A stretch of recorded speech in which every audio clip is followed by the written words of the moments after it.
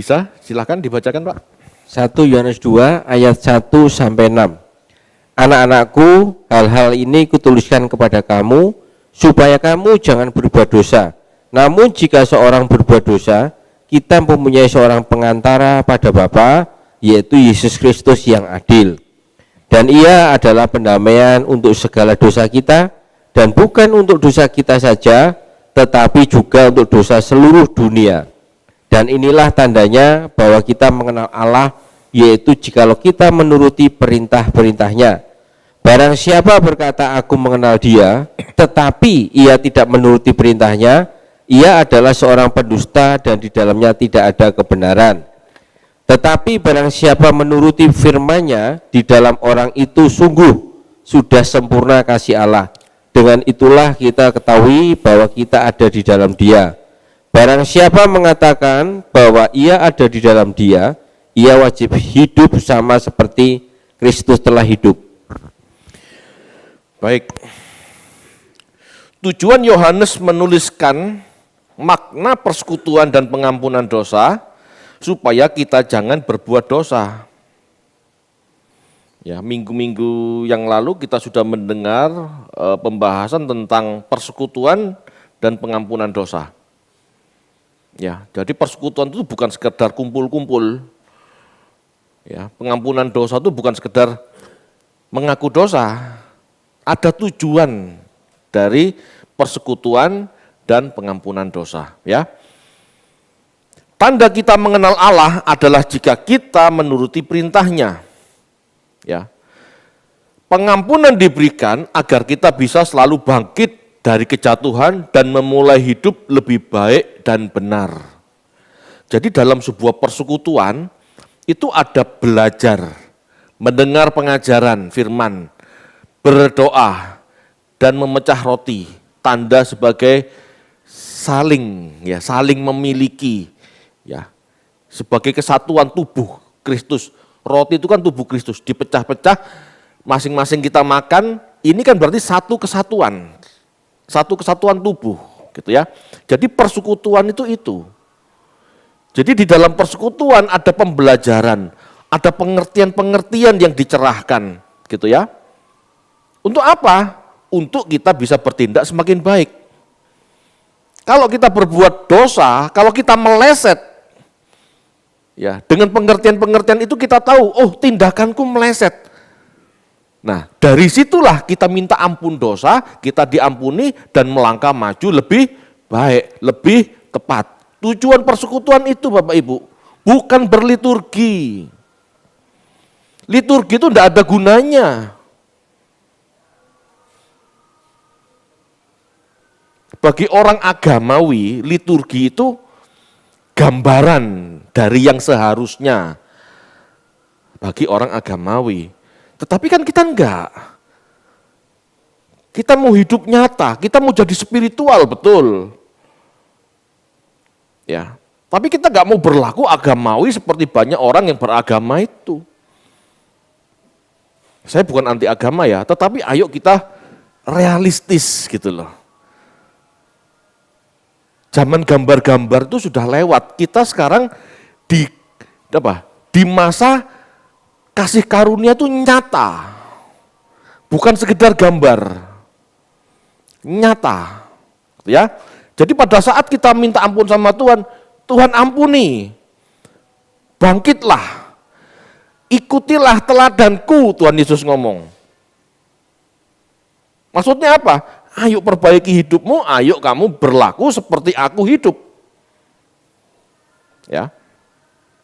Jadi pengampunan diberikan agar kita bisa selalu bangkit dari kejatuhan, memulai hidup lebih baik dan benar. Dosa yang kita lakukan, baik kita sadari ataupun tidak, ya, serta yang sengaja kita lakukan karena kita tidak mampu menguasai diri, itu Tuhan sudah ampuni. Itu sudah lewat semua. Tapi tujuannya satu, kita tuh diampuni, ya, pertobatan. Ayo kita berubah dan berprogres. Semua kesalahan kita itu sudah diampuni Tuhan, termasuk yang sengaja loh. Tetapi bukan berarti Hore, kita sengaja lagi. Tidak. Kenapa saya ngomong termasuk yang sengaja? Begini Bapak Ibu. Orang zaman dulu tidak berbuat cabul, tidak berbuat zina, tidak nidurin istri orang, itu tindakan fisik. Gitu ya. Kalau berpikir, ya mungkin saja mereka berpikir jorok, itu cabul juga, kan Tuhan sudah ngomong. Ya kan, kamu melihat menginginkannya dan bangkit nafsumu itu sudah berzina. Tetapi zaman sekarang Bapak Ibu, itu lebih parah, lebih berat. Kenapa? Kadang-kadang kita sudah menguduskan diri gitu ya, nggak mau berpikir jorok, nggak mau berpikir cabul. Lah di TV, di Netflix banyak, betul? Buka YouTube, banyak seperti itu. Buka Facebook, banyak seperti itu. Godaannya semakin banyak. Jadi kadang-kadang kita tahu, enggak boleh. Kadang-kadang kepengen tahu, ini film apa sih? Kan gitu toh. Sengaja. Tapi karena kita enggak mampu menahan diri, gitu ya, jatuh lagi. Tuhan tahu, emangnya Tuhan enggak tahu? Tuhan tahu kok. Tapi apakah Tuhan berhenti sampai di situ? Tidak. Tak ampuni itu. Tapi berjuanglah untuk tidak jatuh lagi. Terus seperti itu. Dan Anda bisa lihat progres Anda. Kalau dulu setiap hari jatuh, sekarang 2 hari sekali jatuh. Udah lumayan. Kalau dulu 2 hari jatuh, sekarang seminggu sekali jatuh. Kenapa? Karena godaan semakin masif. Di zaman dulu enggak. Ya. Di zaman para rasul enggak. Beda ya. Terutama yang di Yudea, enggak. Karena jilbaban semua mereka kan. Pakai kerudung. Rapet. Ya. Jadi kalau berpikir kotor, ya mungkin saja, tetapi enggak semasif sekarang. Ya.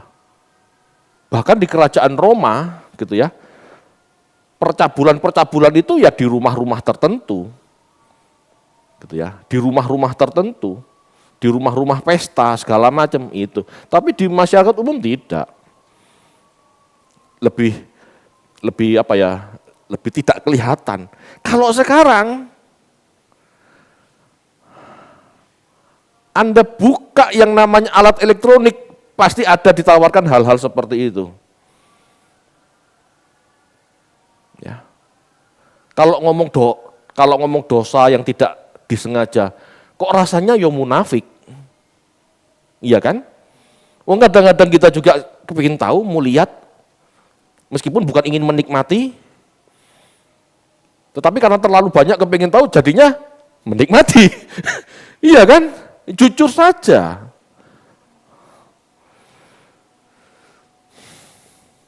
Disitulah pengampunan Tuhan disediakan.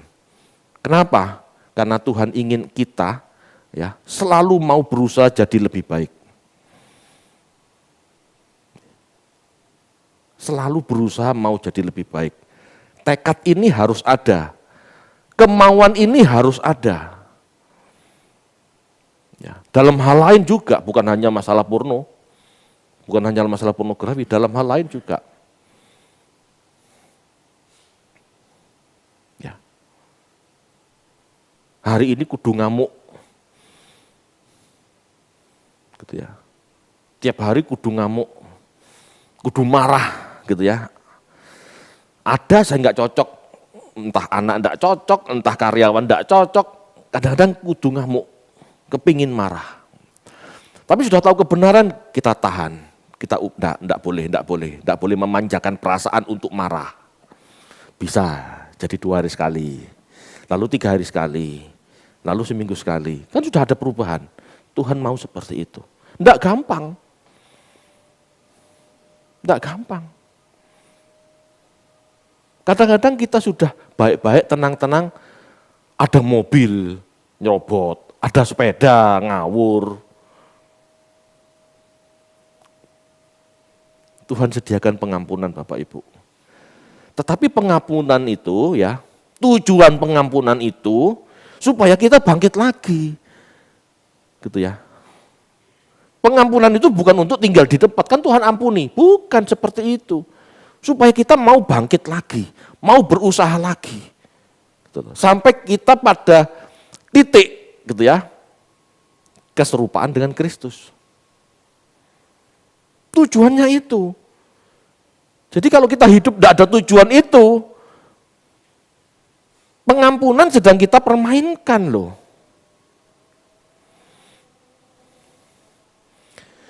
Di dalam pasal 2 ayat 1, ya, Yohanes mengatakan bahwa Yesus menjadi pengantara. Pengantara itu pembela bagi kita, ya, di hadapan Bapa. Di pasal 2 ayat 1 itu dikatakan Yesus menjadi pengantara, pembela, advokat, itu bahasa aslinya parakletos, seperti Roh Kudus. Yesus itu parakletos buat kita. Yesus itu pembela. Bapak itu melihat tingkah laku itu geram. Ya, Bapak itu melihat tingkah laku kita itu geram. Gitu ya. Tapi Bapak kepingin untuk tidak marah itu kepingin. Caranya gimana? Mengutus anaknya menjadi pendamaian aku yang nanggung Bapak. Makanya kalau Bapak melihat Yesus, gitu ya, dia melihat anakku sudah menanggung mereka. Redalah amarah Bapak. Ini kiasan ya, bukan Bapak berarti tidak bisa reda amarahnya kalau nggak ada Yesus, tidak seperti itu. Ini kan bahasa teologis. Bahwa Yesus sudah meredakan amarah Bapa dengan menjadi penanggung dosa, pendamai bagi manusia. Tetapi di sisi lain, Tuhan Yesus yang mendidik kita supaya kita juga benar-benar benar di hadapan Allah. Bukan cuma melihat Yesus benar, tetapi Bapak juga kepingin anaknya ini benar. Makanya di satu sisi, gitu ya, di satu sisi, Yesus berusaha menyenangkan Bapa dengan ketaatannya. Di sisi lain, Yesus berusaha mendidik manusia dan mengubah manusia menjadi seperti dirinya supaya Bapa benar-benar disenangkan. Bukan cuma senang melihat anaknya, tetapi benar-benar senang melihat umat tebusan anaknya. Lihat ciri Yesus ini. Kalau kita mau jadi seperti Yesus, ini berarti juga tugas kita. Bukan hanya kesucian loh. Tetapi kita mau menjangkau keselamatan bagi orang lain. Kita mau melayani Tuhan demi keselamatan orang lain. Ini juga. Ya. Yesus mendamaikan kita yang berdosa kepada Bapa dan di sisi lain mendidik kita agar mampu meninggalkan dosa. Tuhan Yesus tahu kodrat manusia yang telah jatuh dalam dosa itu sangat kuat sebab telah terbentuk dari nenek moyang, terbentuk lama dari zaman Adam. Ya, istilahnya udah mendarah daging gitu kesalahan itu ya. Padahal kita diciptakan tidak dalam posisi berdosa kan.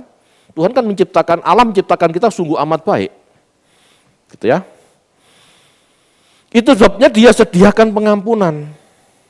Ya, itu sebabnya Tuhan sediakan pengampunan. Namun di sisi lain, ya, di satu sisi Tuhan menyadari kodrat dosa manusia ini sudah terlalu berat gitu loh ya. Namun di sisi lain, Tuhan Yesus yakin manusia bisa berubah. Kenapa? Karena dia sudah jadi manusia. Dia sudah mengalami hal yang sama yang kita rasakan. Dan dia menang. Itu sebabnya Tuhan Yesus percaya manusia bisa menang. Bisa berhasil. Bisa benar. Di satu sisi dia memaklumi, dalam tanda kutip ya, kesalahan-kesalahan manusia. Di satu sisi dia menuntut manusia berubah dan yakin bisa berubah. Seharusnya kita juga begitu pada orang lain.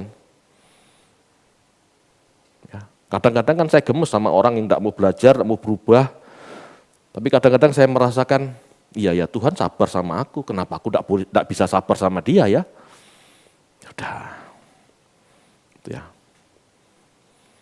Jadi seperti itu Bapak Ibu. Dia tahu perjuangan ini berat, tapi dia bisa berhasil. Itu sebabnya dia yakin manusia yang lain pun bisa berhasil.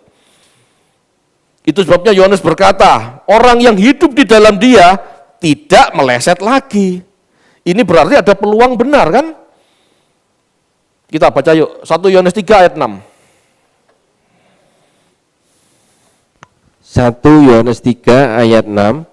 Karena itu setiap orang yang tetap berada di dalam dia tidak berbuat dosa lagi. Setiap orang yang tetap berbuat dosa tidak melihat dan tidak mengenal dia. Nah, orang yang hidup di dalam dia tidak berbuat dosa lagi. Pak, emang bisa orang tidak berbuat dosa lagi? Sekarang saya ubah. Orang yang hidup dalam dia tidak meleset lagi hidupnya. Ngerti maksudnya?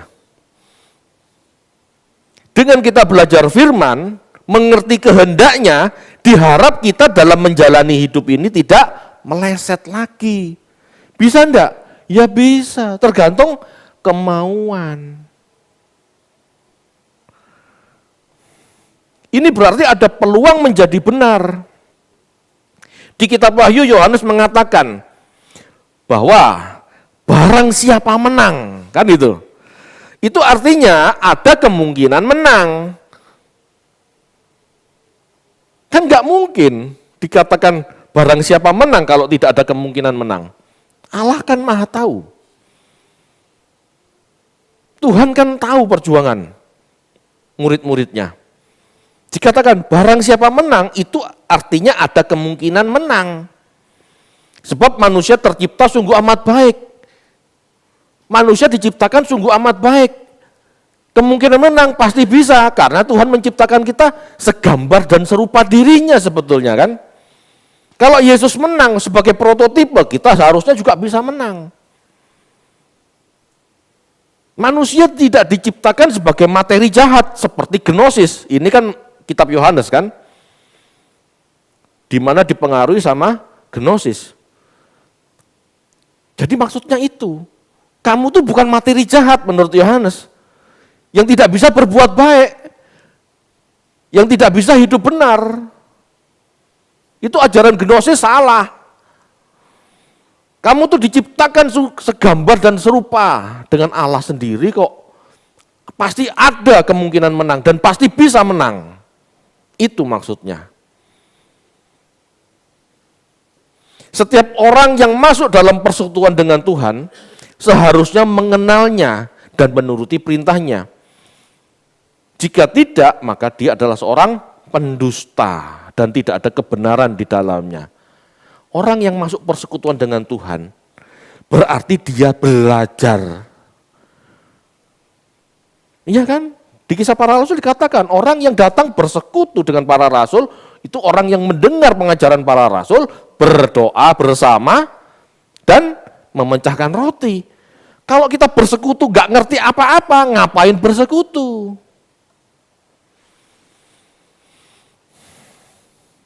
Kadang-kadang orang cuma datang ke gereja, keplok-keplok, pulang. Firmannya apa? Apa ya?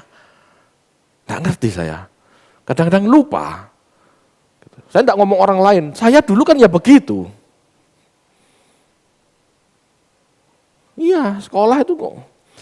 Umi ngomong, kalau saya menyebut pendeta tua saya kan Om ini tadi pendeta khotbah apa ya? Kok aku sudah lupa. Berarti kan nggak dengar, nggak nyimak. Iya kan? Persekutuan berarti ada interaksi, ada komunikasi, ya, ada firman yang disampaikan dan ada firman yang diterima, didengar. Ada berbagi hidup, berbagi roti, ada berdoa bersama. Itu persekutuan. Jadi kalau persekutuan itu tidak membangun Anda, komunitas itu tidak membangun Anda semakin lebih baik, Anda di komunitas yang salah. Komunitas yang benar pasti membawa Anda semakin jadi lebih baik. Itu pasti. Jika tidak demikian, ya, jika tidak menuruti perintahnya karena tidak mengerti, atau karena mengerti tapi tidak mau taat, ya berarti pendusta kan, pembohong kan.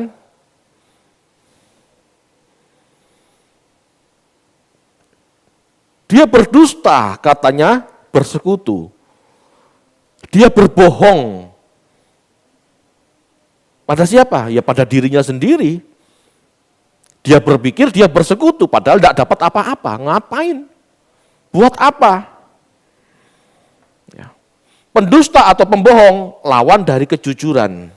Ya. Tidak jujur pada diri sendiri, bahwa dirinya masih meleset.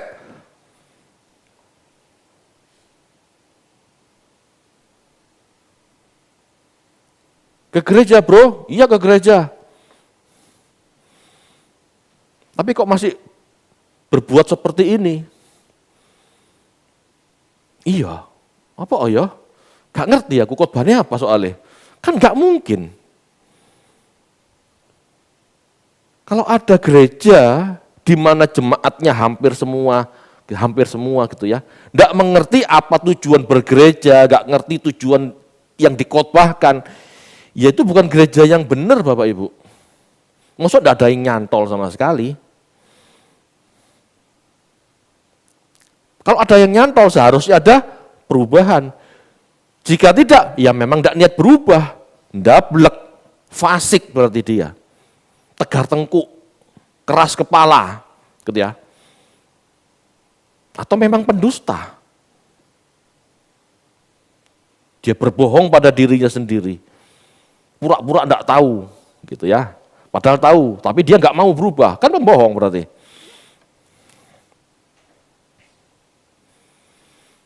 Tidak bisa sekedar percaya, ya, tanpa mampu mengerti bagaimana seharusnya percaya. Hanya sekedar percaya, tetapi bukan percaya yang benar, hanya percaya di kognitif. Padahal percaya yang benar, yang Yohanes katakan, kalau kamu yang namanya percaya, kamu mengerti, kamu bertindak, kamu hidup seperti Yesus hidup kan? Kalau kamu tidak hidup seperti Yesus hidup, tapi kamu ngomong kamu di dalam dia, kamu pembohong.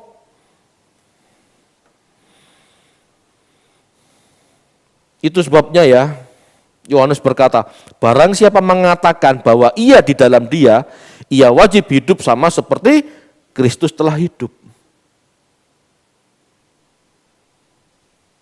Zaman itu Bapak Ibu, meremehkan kesucian itu adalah masalahnya saat itu. Ya. Karena terlalu masifnya ajaran gnostik. Yang penting kamu tahu, yang penting kamu ngerti. Berubah tidak perlu, karena tubuh tidak bisa berubah. Kenyataannya kamu kan selalu jatuh dalam dosa. Kenyataannya kan kamu selalu ingin berbuat dosa. Memang pada dasarnya tubuh itu materi jahat. Yang penting kamu mengerti. Gitu. Tubuh besok dikubur, nggak ngapa-ngapain. Besok yang kembali kepada Allah itu pikiranmu yang ngerti itu loh, pikiranmu yang benar itu loh. Ah itu tok. Itu gnostik Bapak Ibu. Jadi kalau ada orang Kristen berpikir yang penting ngerti teologia, tapi gak mau bertindak dan berbuat seperti yang dia pahami, ya itu gnostik sebetulnya. Dia sedang meluncur pada kebinasaan. Itu bukan percaya yang dimaksud Alkitab, itu bukan percaya yang dimaksud Yohanes, itu bukan percaya yang dimaksud Tuhan Yesus. Percaya yang dimaksud Tuhan Yesus, kamu mengerti, kamu harus berbuat.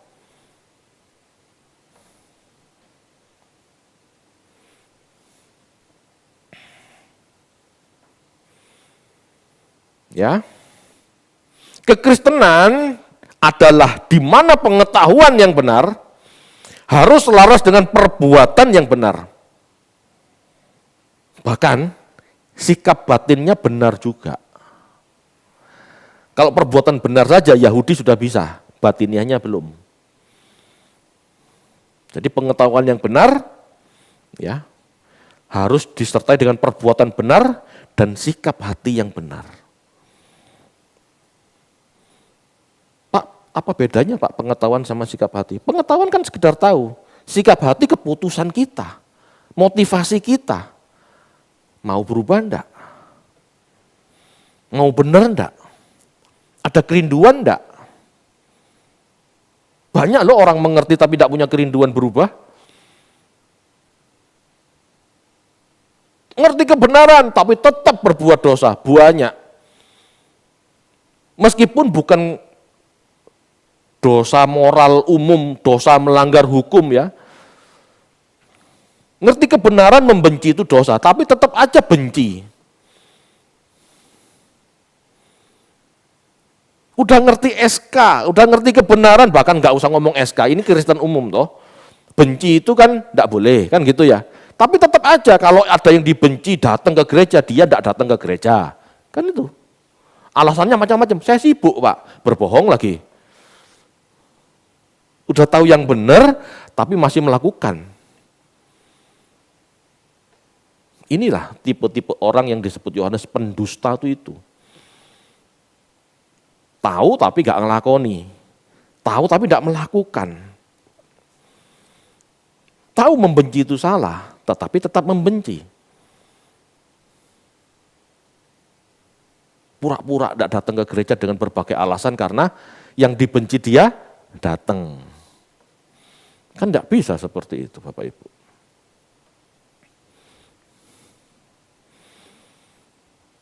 Jika kita mengenal Allah, ya, jika kita mengatakan kita mengenal Allah, maka kita akan menuruti perintahnya. Tanpa penurutan, berarti kita belum mengenal Allah. Saya bolak-balik. Ini belajar logis, berarti silogisme.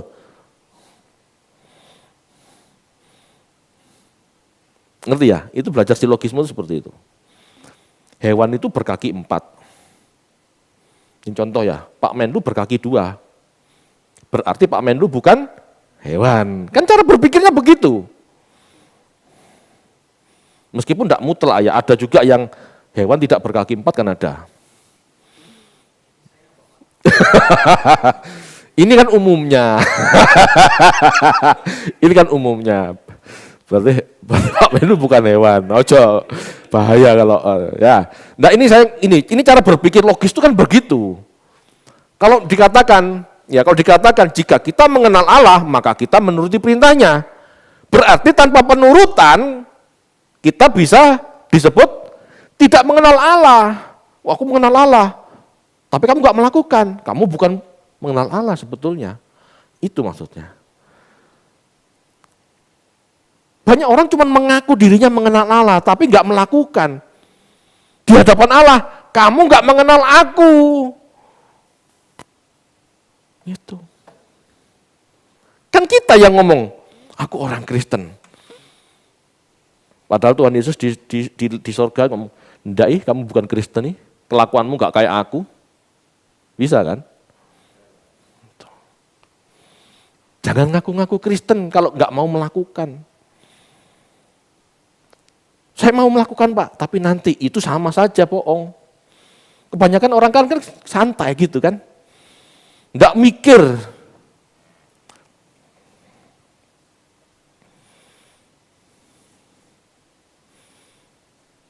Ini sama dengan barang siapa merasa hidup di dalam persekutuan dengan Yesus, dia wajib seperti Yesus. Barang siapa merasa hidup di dalam persekutuan dengan Yesus, dia wajib hidup seperti Yesus hidup. Jika tidak hidup seperti Yesus, maka dia tidak hidup dalam persekutuan dengan Tuhan. Kalau tidak hidup dalam persekutuan dengan Tuhan karena kita tidak melakukan firman Tuhan, ya kita bukan orang Kristen. Jangan berpikir corpus delicti, ngelakoni aja enggak kok. Anda santai kok, sehari-hari yang Anda pikirkan tidak pernah mau jadi seperti Kristus. Jangan-jangan setiap hari Anda mikirkan apa? Aku mau kaya. Itu aja. Aku mau sembuh, aku mau sehat, aku mau cantik. Itu aja yang dipikir. Tapi tidak pernah berpikir, hari ini aku benar-benar mau bertekad jadi seperti Kristus. Pernah? Sebutin kalimat itu dalam doa Anda sehari sekali aja. Pernah? Coba jujur dalam hati, tidak usah ngangkat tangan. Pasti banyak yang belum. Kan omong kosong, tidak punya kesadaran untuk itu, mau jadi seperti Yesus.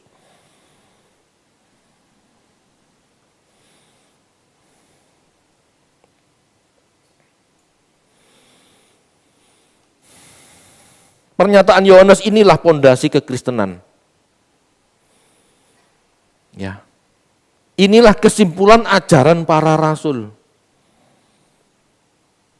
Saya katakan kesimpulan kenapa? Karena surat 1 Yohanes ini surat yang terakhir dari rasul. Ya, kan kita sudah belajar biblika.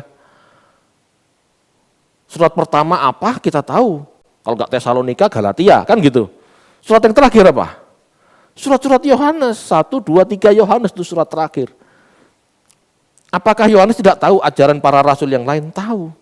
Dan tidak ada yang bertentangan. Perjanjian baru tidak ada yang bertentangan. Makanya saya sebut, ini kesimpulan.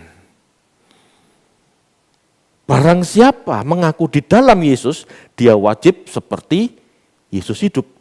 Dia wajib hidup seperti Yesus hidup. Ini kesimpulan.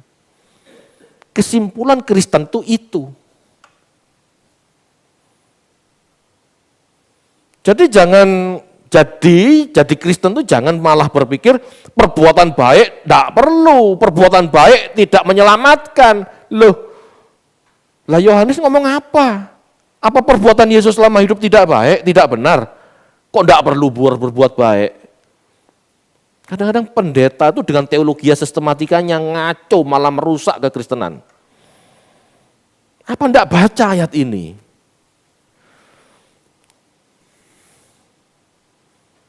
Ya. Yesus berbuat baik dan benar, kita juga wajib hidup sama dengannya. Itulah iman. Itulah iman kita di dalam persekutuan dengan Yesus. Kalau enggak sama, ya kita sedang tidak bersekutu dengan Yesus. Ngomong Kristen, ngomong bersekutu dengan Yesus, tapi kelakuan kayak anak setan. Apakah Kristen? Bukan.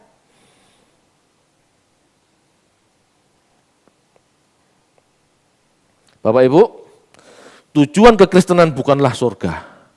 Saya kasih tahu sekali lagi. Tujuan kekristenan bukanlah surga. Ketika kita mati, tujuan kekristenan bukan surga. Tujuan kekristenan adalah keserupaan karakter dengan Kristus. Sekarang juga bertobatlah, berprogreslah. Tujuan kekristenan apa? Perubahan karakter seperti Kristus. Itu tujuan kekristenan. Bukan sorga. Sorga itu cuma akibat. Sorga itu akibat. Jika kita hidup seperti Kristus hidup, akibatnya dibuang ke sorga. Itu. Jika kita hidup seperti setan hidup, kita dibuang ke neraka. Sama. Jadi sorga neraka bukan tujuan. Tujuan kita keserupaan dengan Kristus, itulah kekristenan. Jadi kalau Anda sebagai Kristen tidak berusaha menjadi seperti Kristus, Anda bukan Kristen beneran. Kristen-kristenan atau Kristen kesetanan. Mau sadar enggak ini? Pernah enggak menjadi target hidup Anda? Jangan cuma berpikir, Tuhan gimana tokoku kok sepi, bengkelku kok sepi, pabrikku kok sepi. Jangan terlalu hanya berdoa untuk itu. Kok enggak berdoa, Tuhan ampuni kodratku masih kacau.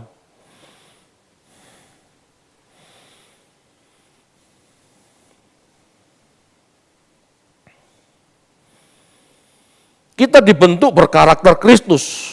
Ya, kita dibentuk berkarakter Kristus. Kita dididik berkarakter Kristus, ada tujuan. Apa? Melayani dan menolong sesama. Karakter Kristus itu tidak jauh dari apa? Menolong, mengasihi, memperdulikan, menopang, jadi berkat buat sesama.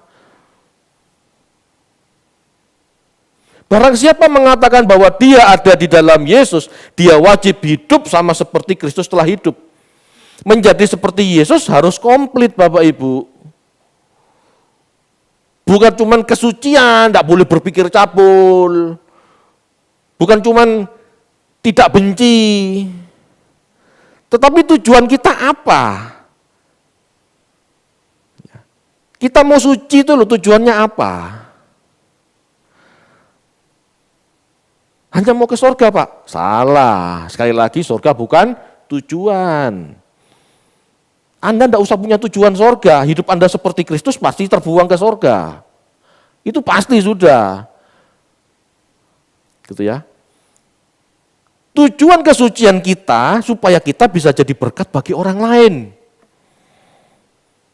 Tujuan kita dibentuk berkarakter Kristus supaya kita bisa jadi alatnya menolong orang lain. Menjadi seperti Kristus harus komplit. Bukan saja kesuciannya, tapi juga tugas, tujuan atau perutusannya itu apa? Aku rindu menjadi seperti Kristus. Apanya? Kesuciannya tok? Tidak. Itu kurang lengkap. Ya. Sebagaimana ia menyerahkan hidupnya bagi orang lain, demikianlah pula kita harus menyerahkan hidup kita bagi keselamatan sesama. Itu baru jadi Kristus. Kalau Anda kepingin selamat sendiri, tidak ingin menyelamatkan orang lain, Anda belum seperti Kristus. Itu maksudnya. Karena Tuhan Yesus menjadi hamba, hidup benar di hadapan Allah, tujuannya satu, menyelamatkan orang lain. Dia ingin menjadi teladan bagi orang lain. Demikianlah hidup kita tuh harus hidup kudus, hidup suci, hidup benar, ada tujuannya. Supaya orang lain juga melihat sinar kita, terang kita, dan orang lain bisa diselamatkan. Itu bukan tugas pendeta saja, itu tugas setiap orang yang mau jadi seperti Kristus. Yang penting saya doa, Pak. Yang penting saya puasa, Pak. Terus ya sudah begitu saja. Salah. Anda harus menunjukkan kekristenan Anda di hadapan banyak orang. Anda harus ambil bagian dalam misi. Karena Yesus datang ke dunia dengan misi yang sama. Yesus datang ke dunia dengan misi. Berarti kalau kita mau menjadi seperti Kristus, kita harus juga punya misi. Misinya juga harus sama. Keselamatan orang lain. Jangan masing-masing punya misi sendiri. Misi apa saya, Pak, membangun gereja besar. Itu bukan misi Tuhan loh. Paham ya? Saya kepingin menjelaskan menjadi seperti Kristus itu komplit. Enggak sepotong hanya kesucian. Suci itu buat apa? Kalau suci buat dirimu sendiri dan kamu sendiri yang masuk surga, kamu egois berarti, kamu tidak seperti Kristus. Ayo ambil bagian Bapak Ibu. Dua hal ini saling terkait. Ya, dua hal ini saling terkait. Kesucian hidup, ya, kesucian hidup dan menyelamatkan orang lain. Menjadi seperti Kristus dan mengajak orang lain juga seperti Kristus. Itu. Tidak bisa cuma menjadi Kristus sendiri, hidupnya benar sendiri, kudus sendiri, masuk surga sendiri, tidak bisa. Anda harus punya beban menangisi jiwa-jiwa. Ya. Mulailah dari yang mau. Kalau ngurusin yang tidak mau tuh memang berat, memang sulit gitu loh ya. Jadi mulailah dengan yang mau, ya. Sama seperti Kristus telah hidup, ya. Sama seperti Kristus telah hidup. Ini sangat spesifik, ya. Kata-kata sama seperti Kristus, gitu ya. Jika dia mengaku hidup di dalam Kristus, dia wajib hidup seperti Kristus hidup. Sama seperti Kristus hidup itu spesifik Bapak Ibu, detail. Jangan cuma jadi jargon, Yesus baik, aku jadi orang baik. Baik yang seperti apa? Harus spesifik. Yohanes tidak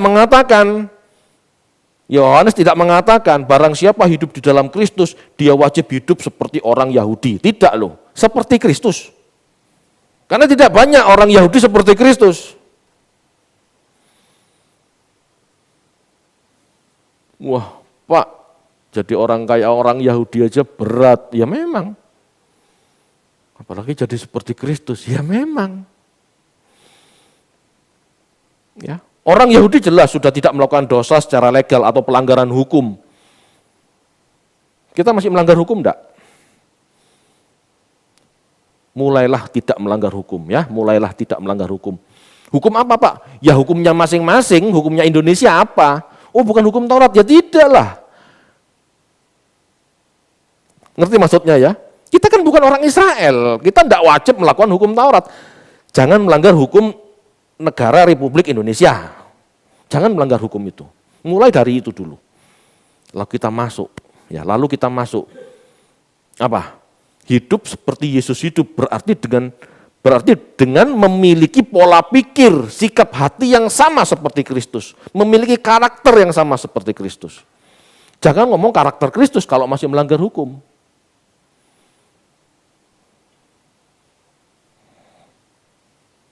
Hai Bapak Ibu, bangun.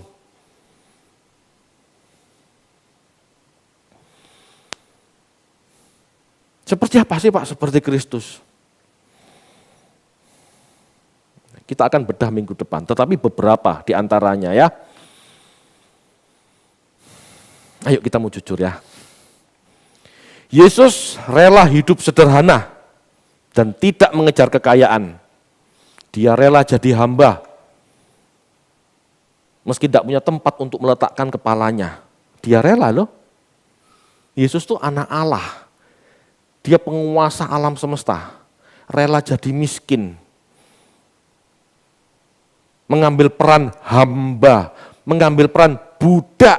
Bukan sekedar PRT. Budak. Kita baca yuk Filipi 2 ayat 6 sampai 7.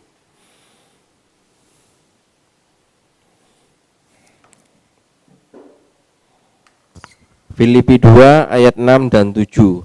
Yang walaupun dalam rupa Allah tidak menganggap kesetaraan dengan Allah itu sebagai milik yang harus dipertahankan, melainkan telah mengosongkan dirinya sendiri dan mengambil rupa seorang hamba dan menjadi sama dengan manusia. Ya, Yesus rela hidup sederhana.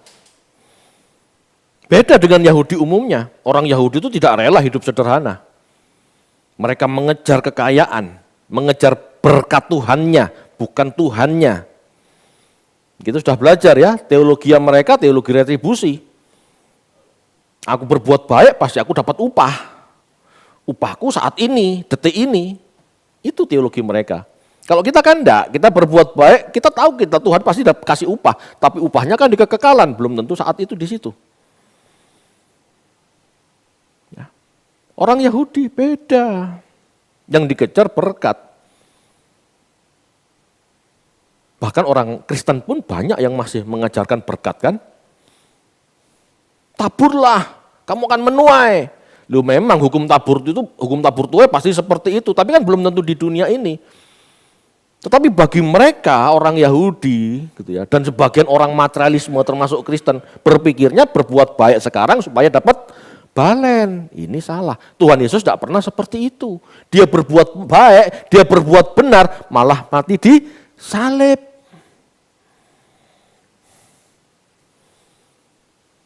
Ya. Yesus Kristus hidup dengan hati dan pikiran yang bersih. Pikirannya suci.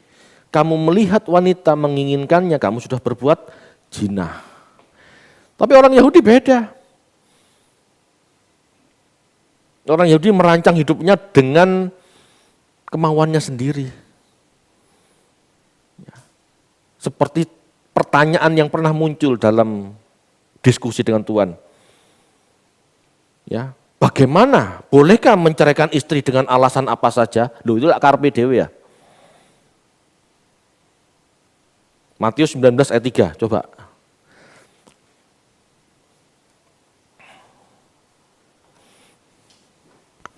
Matius 19 ayat 3.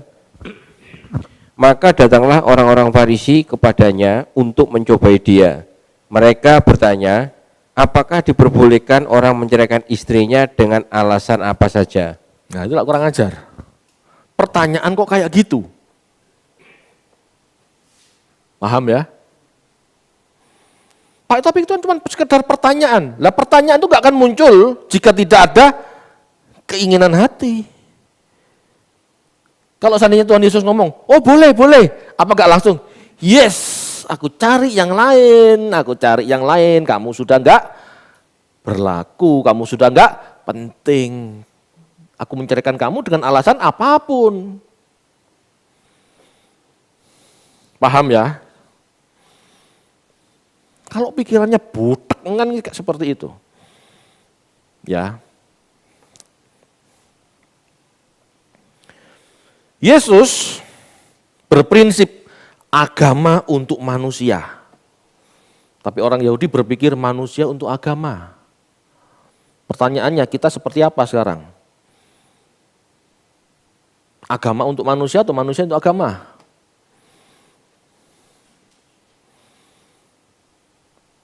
Hari Sabat tidak boleh begini, tidak boleh begitu. Itu agama untuk manusia. Itu manusia untuk agama. Manusia diperbudak, dibelenggu oleh agama. Tapi Tuhan Yesus, agama untuk manusia. Hari Sabat itu hari istirahat. Kamu memetik gandum, silahkan. Menyembuhkan orang, boleh. Tidak melanggar. Karena agama diadakan untuk kesejahteraan manusia, untuk kebaikan manusia. Agama diciptakan untuk keselamatan manusia sebetulnya. Tetapi kenyataannya manusia berpikir dengan taat agama secara legalitas, gitu ya, itu lebih baik. Malah membelenggu manusianya, tidak boleh begini, tidak boleh begitu.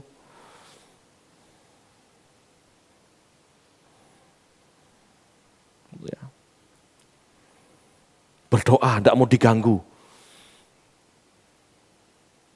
Saya tidak menentang ini jika orang yang datang memang berniatnya mengganggu. Tapi kita sedang berdoa, tiba-tiba ada brak. Apa brak? Ternyata ada orang kecelakaan. Selesai atau berdoa terus?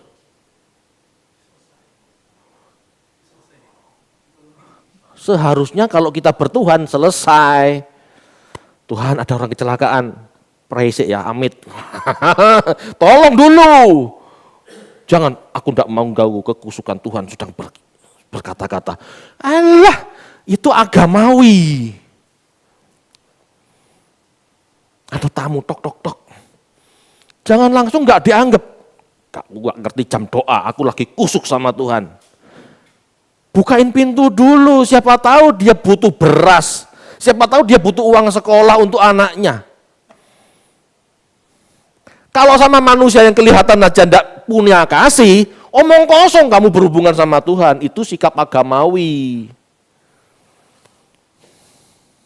Ngerti enggak? Masuk akal enggak?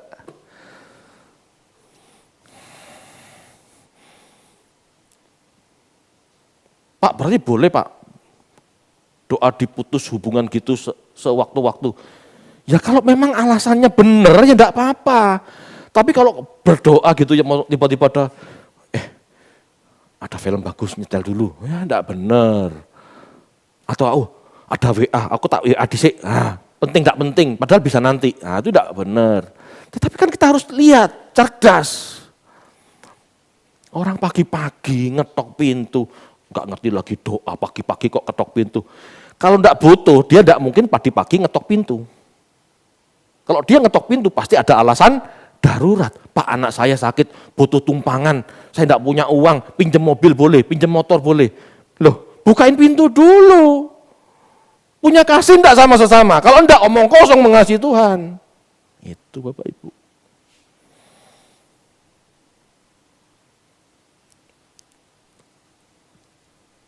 Jangan merasa jadi anak Tuhan kalau jadi manusia saja tidak bisa. Ini kalimat berat. Kenapa? Yang khotbah ini kan juga berusaha melakoni.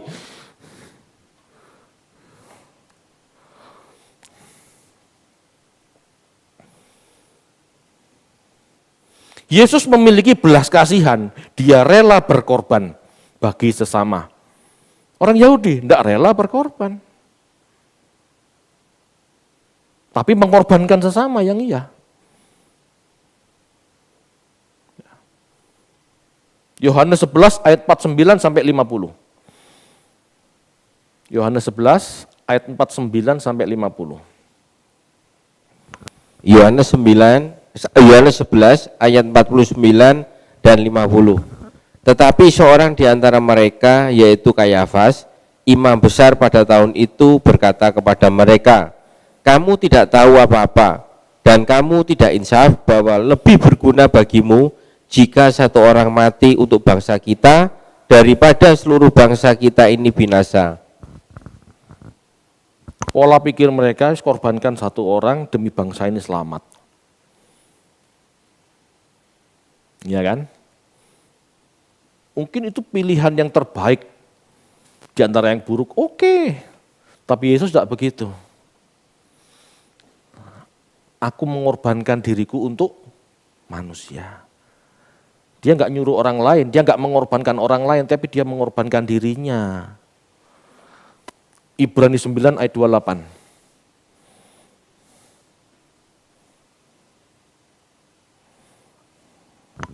Ibrani 9 ayat 28. Demikian pula Kristus hanya satu kali saja mengorbankan dirinya untuk menanggung dosa banyak orang. Cukup Pak. Dikatakan apa? Yesus mengorbankan dirinya. Kenapa cuma sekali? Ya karena dia hidup sekali. Dia mengorbankan dirinya. Tapi kalau pola pikir agamawi, dia korbankan orang lain demi keselamatan bangsa. Bukan enggak baik, mungkin baik. Tetapi ada yang lebih mulia. Yesus, dia korbankan dirinya. Ya, nah, sikap-sikap seperti ini jangan dilewati Bapak Ibu. Yesus menyenangkan dan melakukan tugas Bapak, mau taat kepada otoritas. Sedangkan orang Yahudi menyenangkan dan melakukan keinginan sendiri. Dia melakukan hukum buatannya sendiri. Matius 15 ayat 8 sampai 9.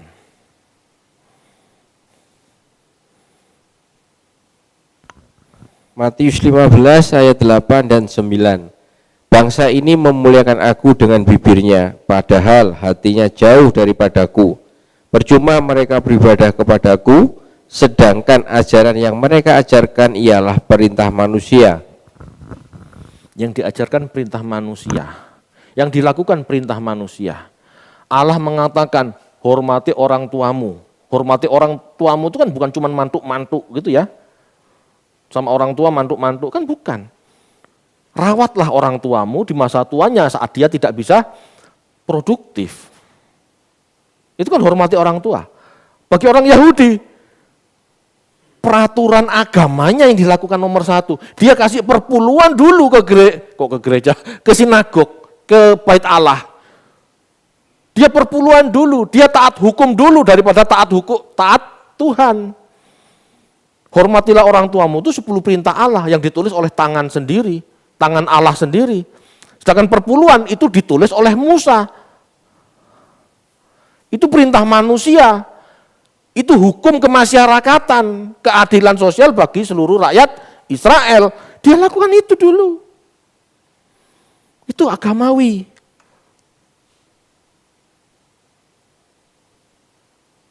Dia nggak mau menyenangkan Tuhan. Dia mau menyenangkan dirinya dulu. Apa yang dianggap dia baik. Kalau Yesus enggak, dia lakukan kehendak Bapa.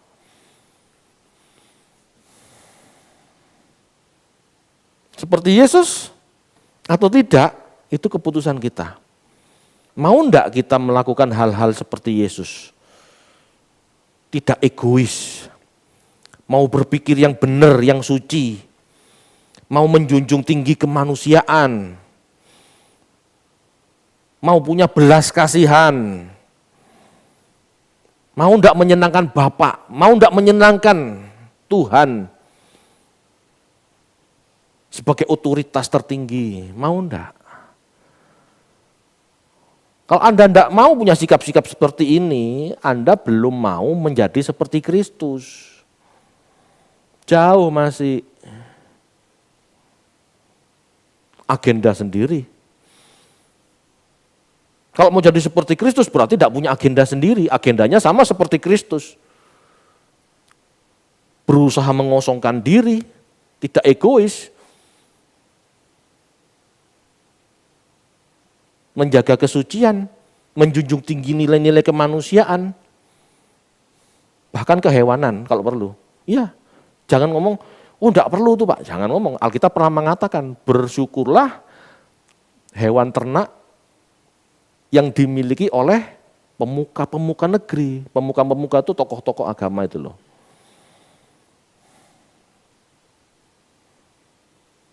Anda harus punya sisi-sisi kemanusiaan. Ya. Anda harus punya kasih, punya belas kasihan. Kita harus punya sikap teosentris, segala sesuatu untuk Tuhan. Punya enggak itu? Sikap-sikap itu yang Tuhan miliki. Kalau enggak punya, ya kita masih jauh. Ya. Punya, berarti itu tanda kita mengenal Allah. Kalau punya sikap-sikap seperti ini, itu berarti tanda kita mau menjadi seperti Kristus. Belum jadi loh, masih mau.